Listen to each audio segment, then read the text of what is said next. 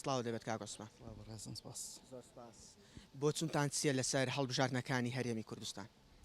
لە ڕاستە هەرێمی کوردستان بەداخەوە تا ئێستا هەڵبژاردننی لە وادی خۆیان نەکردو، هیچ هەڵبژاردنێک لە وادی خۆیان ئەنجام نەدراوە.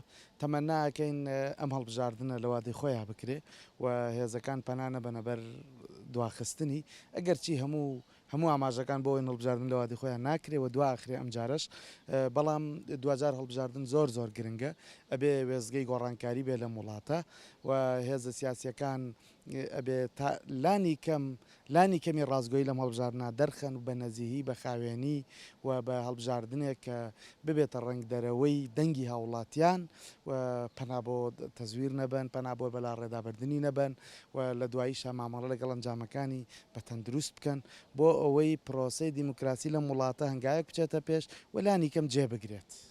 پێ دوایە دەست لە ئەنجامی هەڵبژاردنەکان دەدرێت لە هەرێمی کوردستانەوە بە تایبەت لەم هەڵبژاردنە دەسەڵات دووبارە وەکو ساڵانی ڕابردوو هەمان تەریقە هەمان ڕێگە بەکاردەهێنێتەوە؟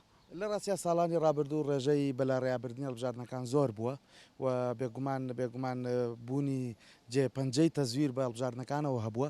تەمەناکەن هەڵبژاردنەکانی داهاتوو دەسەڵات دەرسی لە ڕابردوو وەرگرت بێ و ئەم جارە پەنانەباتەوە بۆ هیچ بەلا ڕێیابردنێک، چونکە هەموو بەلا ڕێیابردنێکی پرۆسی هەڵبژاردن هەموو جێپەنجە جێشتنێک بە تەزویر و هەڵبژاردنەوە وا ئەکات خەڵک بێهیوا ببێت لەوەی کە لە ڕێی سندوقەکان دەنگدانەوە گۆڕانکاری ئەکرێ، کاتێککە خەڵکیش بێهیوا بێت لە پرۆسی دیموکراسی لە پرۆسی گۆڕانکاری مەدەنی بیرکردنەوەی یەگۆڕێ بەرەو توندوتیژی و لە داهاتووە درێژەکێشان بەو میکانزمی کە لە ڕابردوو هەڵبژاردننی پێکراوە بە تەواوی خەڵک سار دەکاتەوە ئەوەندەی تر بێهیواکە دەرەنجامەکەشی پەنابردنە بۆ غەیری ڕێگەی دیموکراسی.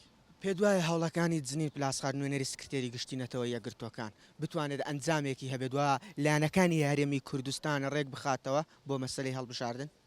لە ڕاستیا لە تا ئەم قۆناغەژی و ئێن و نەتەوەگرتوەکان بەگشتی سەفارەتەکان ڕۆلی ئیجابیان نەبووە لە هەرێمی کوردستان، تەمەناکەن لە مەولا ڕۆلی ئیجابی خۆیان بگێڕن و هۆکارێک بن بۆ ئەوەی کە لە ئەگەری بەلا ڕێچوونی پرۆسی دیموکراسی لە وڵاتە قسەیان هەبێ هەڵوێستیان هەبێ و قسەی جددی بکەن. لەبەرەوە پلاسخارت ئێمە نازانین ئایا بەڕاست ئەتوانێت ڕۆڵ و کاریگەری جێبهێڵێ یان ئەوی ژەر دەبێتە کۆبوونەوەی ئاسایی لە وڵاتە.